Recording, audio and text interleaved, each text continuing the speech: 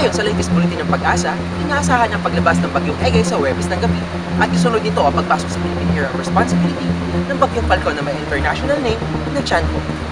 As of 4 p.m., ang layo ni Bagyong Egay ay nasa 200 kilometers northwest ng Lawag City.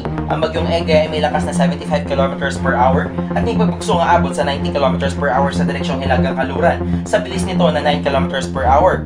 Lumalakas ito habang kapalapit sa lupa. Kapag nakapag-landfall naman ito ay inaasang hihina ito. Sa Huwebes ng gabi ay inaasahan na sa labas ito ng Philippine Area of Responsibility.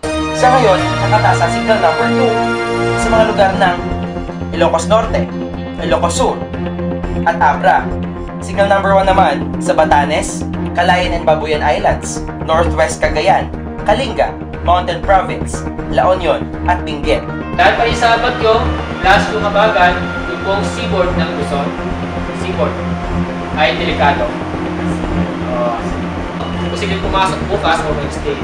So, dito daan yan. Ito yung big forecast factor.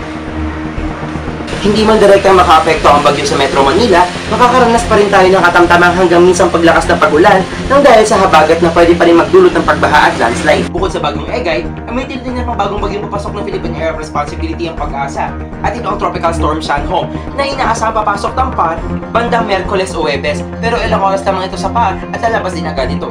Kaya sabi ng Pag-asa, wala naman itong direktang epekto sa Pilipinas pero pwede pa rin itong palakasin ang habagat na magbibigay pa rin sa atin ng mga pag-ulan. Kaya pinapayuhan ng publiko na maging alerto at handa sa anumang oras. Yan muna ang latest update mula dito sa Pag-asa Weather Center. DJ Mundia, nag-uulan.